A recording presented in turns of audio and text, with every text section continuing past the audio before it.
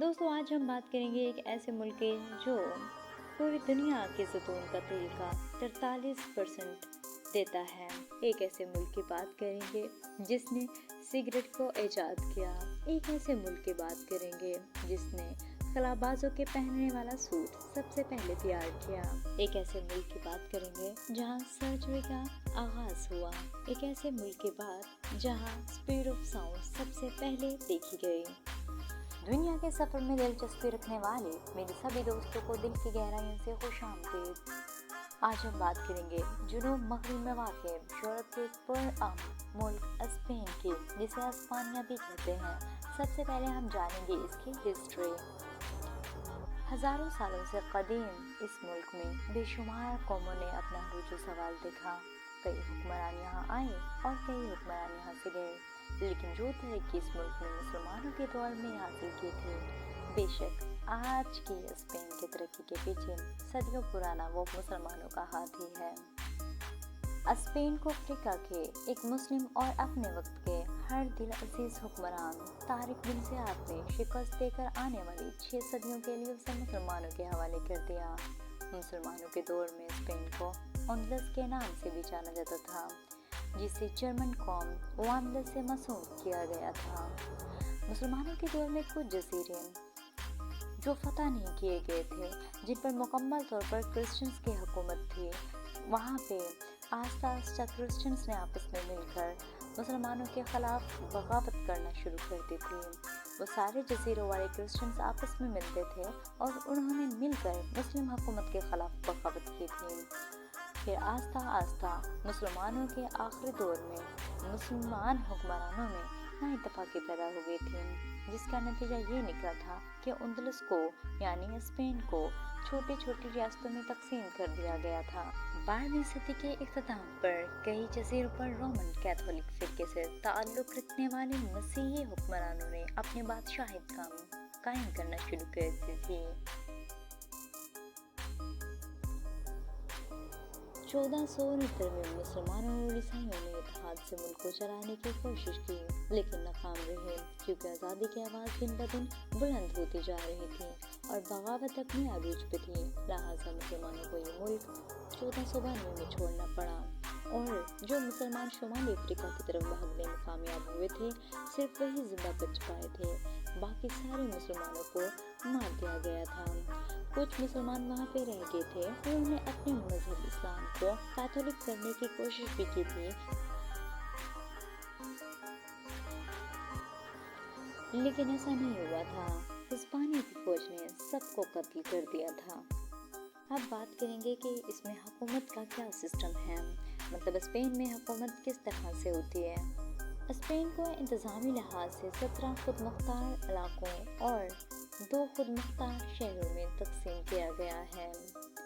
इलाके की अपनी ही एक पार्लियामेंट, हाई कोर्ट और अपनी ही एक हुकूमत है। हर 4 साल के बाद अवाम इंतखाबात के जरिए अपने मेंबरों का इंतखाब करते हैं, जो बाद में इलाकाई सदर का इंतखाब करते हैं। अब बात करेंगे स्पेन में बेसिक इंफॉर्मेशन की। अगर यहाँ पे हम आबादी की बात करते हैं, सो यहाँ पे सबसे ज़्यादा क्रिश्चियंस हैं, उसके बाद यहाँ पे मुसलमान आ जाते हैं। अगर बात करते हैं तो हमारे पास 76% यहाँ पे ईसाई रहते हैं, जिनमें से 54% ईसाई ऐसे हैं जो कभी गिरजों का रुख करते ही नहीं हैं, और अगर वो जाते भी हैं या तो 1 साल में या फिर वो कभी कभार अरसे बाद चले जाते हैं। अगर बात की जाए इसके पॉपुलेशन की तो 48 मिलियन। करेंसी की बात करते हैं यूरो, जो पाकिस्तानी तकरीबन 300 और इंडियन 88 रुपये के बराबर है। बात की जाए इसके लैंग्वेज की, Spanish is the second most speaking language in the world. Spanish इतनी तो स्पेन में भी नहीं बोली जाती होगी जितनी ये अमेरिका में बोली जाती है। बात की जाए एजुकेशनल रेट की, 99%। बात की जाए कॉलिंग कोड की, +34। बात की जाए इसकी कैपिटल की, मद्रिद, जो इसका सबसे बड़ा शहर होने का एहसास भी रखता है। बात की जाए नेशनल गेम की, फुटबॉल। बात की जाए नेशनल एनिमल की, तो इसका नेशनल एनिमल बुल है। बात की जाए इसके इकोनॉमी की, तो अपनी इकोनॉमी के हवाले से ये दुनिया में 12वें नंबर पर आता है, यानी दुनिया का 12वां अमीर तरीन मुल्क स्पेन है। स्पेन का official name kingdom of Spain है। अब बात करेंगे हम इस मुल्क में होने वाले इंटरेस्टिंग फैक्ट्स के। नंबर 1, बुल स्पेन का नेशनल एनिमल है। हर साल जुलाई के महीने के आखिरी दिनों में होने वाला बुल रनिंग फेस्टिवल इधर का सबसे मशहूर फेस्टिवल है। इसको मनाने के लिए हर साल तकरीबन 10 लाख तक स्पेनिश लोग पूरे स्पेन से जमा होते हैं, लेकिन ये एक जानलेवा खेल है जिसमें सैकड़ों लोग अपनी जान से हाथ भी धो बैठते हैं। नंबर 2, जैतून के तेल का तकरीबन 43% दुनिया को यही देता है। नंबर 3, सिगरेट की इजाद भी स्पेन में हुई। नंबर 4, 1935 में खिलाबाजों के पहनने वाला सूट भी स्पेन में ही पहली बार बनाया गया था। नंबर 5, अगस्त के आखिरी दिनों में स्पेन में लॉर्ड मटीना के नाम से एक दिन मनाया जाता है। ये एक ऐसा त्यौहार है जिसमें लाखों की तादाद में पहले से ही टमाटर इकट्ठे होते हैं और यहाँ लोग भी आ जाते हैं जो एक दूसरे को टमाटर मार कर लुत्फ अंदोज होते हैं। नंबर 5, स्पेन में बार्स की तादाद बहुत ज़्यादा है। यहाँ तकरीबन 2 लाख से भी ज़्यादा बार्स हैं। इधर खुलेआम मंशियात की फरोख्त की जाती है। नंबर 6, ये एक ऐसा मुल्क है जिसने ना तो वर्ल्ड वार 1 में किसी मुल्क का साथ दिया था और ना ही वर्ल्ड वार 2 में किसी मुल्क की हिमायत की थी। नंबर 7, यूनाइटेड नेशंस की एक रिपोर्ट के अकॉर्डिंग सबसे बूढ़े अफराद 2050 के बाद स्पेन में ही मौजूद होंगे, क्योंकि यहाँ के रहने वाले इंसानों की औसतन उम्र 82 साल है। नंबर 8, स्पेन में एक सग्रादा स्मालिया नाम का चर्च मौजूद है जो बार्सिलोना में मौजूद है। इसकी तामीर का काम पिछले 130 सालों से चल रहा है जो 2026 में मुकम्मल होगा। हर साल लाखों से यहाँ इसे देखने आते हैं क्योंकि इसका आर्किटेक्चर बेहद हसीन है। नंबर 9, स्पेनिश राइस से जाने जाने वाली डिश दुनिया भर में लोग खाते हैं, लेकिन स्पेन के लोगों को इसको बनाना भी नहीं आता है। मतलब वो लोग तो जानते ही नहीं हैं कि स्पेनिश राइस किस तरह बनाए जाते हैं। नंबर 10, स्पेन और पुर्तगाल के बॉर्डर पर दरिया के ऊपर 150 मीटर लंबी जिप लाइन बनाई गई है जिसकी मदद से ये बॉर्डर सिर्फ 60 सेकंड्स में क्रॉस हो जाता है।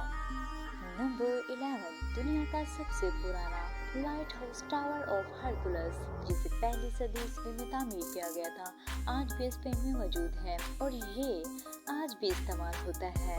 नंबर 12, 1954 में दुनिया का पहला प्रिंटिंग डिवाइस भी स्पेन में ही बनाया गया था, लेकिन तब इधर मुसलमानों की हुकूमत थी। नंबर 13, मॉडर्न सर्जरी का फादर अबुल कासिम अज़हरावी को माना जाता है जो स्पेन के ही रहने वाले थे। उन्होंने सर्जरी के लिए तकरीबन 200 से ज़्यादा औजार बनाए थे। नंबर 15, स्पीड ऑफ साउंड सबसे पहले इधर ही एक मुस्लिम साइंसदान ने बताई थी। नंबर 16, स्टेपलर भी इधर ही सबसे पहले बनाया गया था, मतलब स्टेपलर की इजाद भी स्पेन ने की। नंबर 17, झाड़ू की इजाद भी स्पेन में ही हुई थी।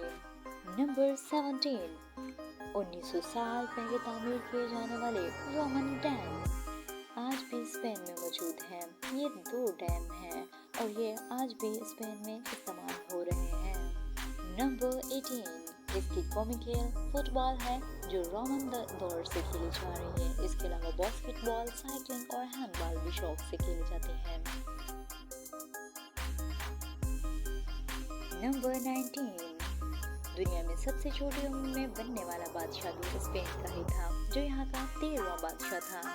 नंबर 20, 1894 में जब स्पेन फिलिपाइन पर काबिज हुआ था तो जापान ने फिलिपाइन को आज़ाद कराने के लिए अपने कब्जे में लेने के लिए या खरीदने के लिए 40 मिलियन पाउंड्स की पेशकश की थी, लेकिन इसी दौरान स्पेन और अमेरिका में जंग हो गई थी। जब अमेरिका ने फिलिपाइन पर कब्जा कर लिया तो स्पेन के हाथ कुछ न आया। नंबर 21। स्पेन ऐसे ममालिक में से एक मुल्क है जहां मैकडॉनल्ड्स पर बियर सर्व होती है।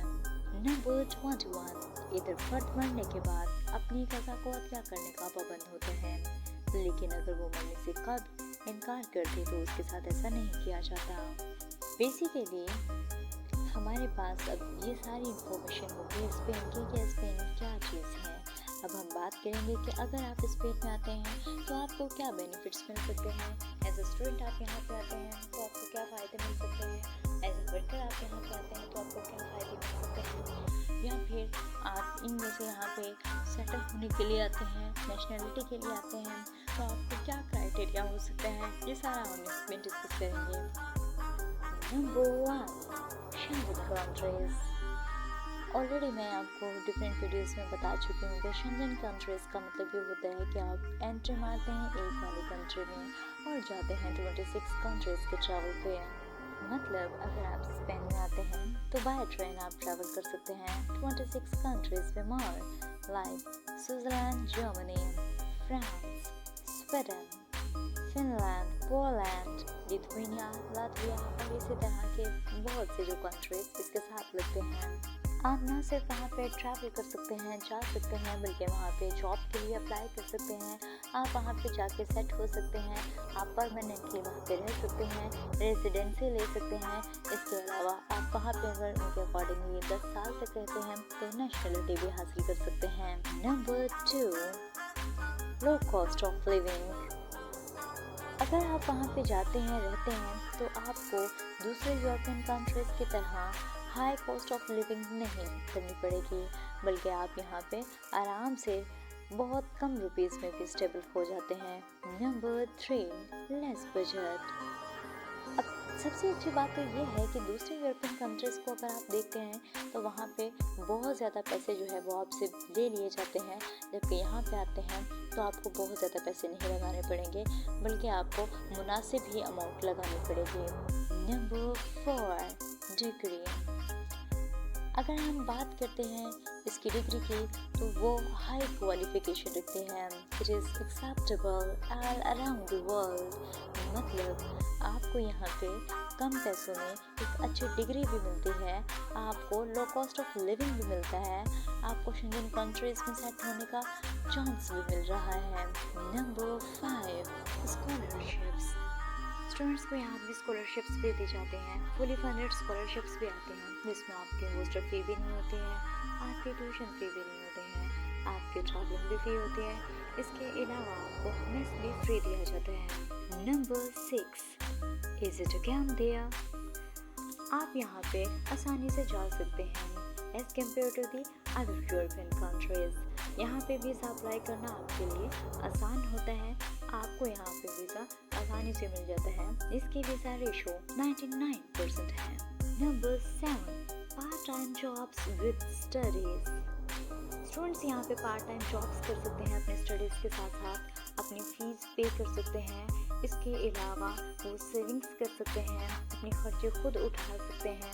अगर वो स्कॉलरशिप्स पे हैं और तब भी वो पार्ट टाइम जॉब्स कर सकते हैं इवन, और अपने लिए सारी जो मनी है वो सेव करके अपने पीछे भेज सकते हैं, मतलब अपने होम कंट्री में भेज सकते हैं अपने पेरेंट्स को। अगर उन्होंने लोन लिया होगा तो वो लोन फुलफिल कर सकते हैं।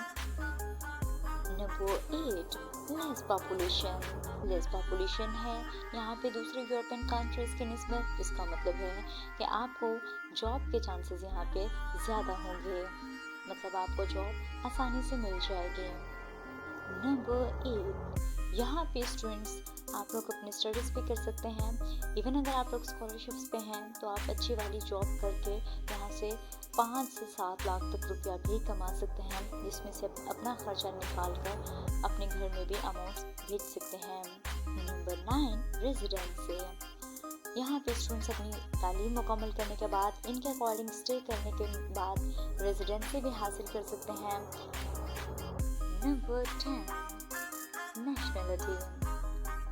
आप चाहे यहाँ पे एज ए वर्कर जाएं या फिर जाएं एज ए स्टूडेंट, अगर 10 साल यहाँ पे रहते हैं आप और इन क्लास को वही करते हैं, इनके अकॉर्डिंगली आप वहाँ पे स्टे करते हैं, तो आपको दी जाएगी वहाँ की नेशनलिटी।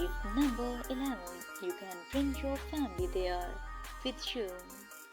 आप यहाँ पे अपनी फैमिली को भी बुलवा सकते हैं। अगर आप यहाँ की नेशनलिटी हासिल कर लेते हैं तो आपकी फैमिली भी वहाँ पे आ सकते हैं। Number 12, chance to settle in Europe. आपको यहाँ पे चांस मिल जाता है कि आप यहाँ पे सेटल हो सकते हैं। मतलब यूरोप में इन 27 कंट्रीज में कहीं भी आप सेट हो सकते हैं। आपको एक अच्छा चांस मिल जाता है यूरोप में एंट्री का, वहाँ पे सेट होने का। एज अ वर्कर भी अगर आप आते हैं तो आपको सारी फैसिलिटीज़ मिलेंगी। मतलब आप स्टडीज़ तो नहीं कर रहे होंगे, लेकिन आप जॉब्स कर सकते हैं, अच्छी वाली सैलरी अर्निंग कर सकते हैं, आप सैलरी कमा सकते हैं आप। इसके अलावा यहाँ पे आपको रेजिडेंसी मिल जाएगी। आप 26 कंट्रीज़ का मज़ीद ट्रैवल कर सकते हैं। वहाँ पे किसी भी कंट्री में आप सेट हो सकते हैं, आपको नेशनलिटी मिल सकती है, आप अपनी फैमिली को वहाँ पे ला सकते हैं, आप एक उनको अच्छा फ्यूचर दे सकते हैं। मज़ीद इसी तरह के वीडियोस के लिए चैनल को कर दें सब्सक्राइब और वीडियो को कर दें लाइक। अगर आपको किसी चीज़ की समझ नहीं आई या आप चाहते हैं कि मैं किसी और कंट्री का वीडियो बनाऊँ, तो प्लीज़ कमेंट्स में अपनी राय का लाजमी इज़हार कीजिएगा। Thank you.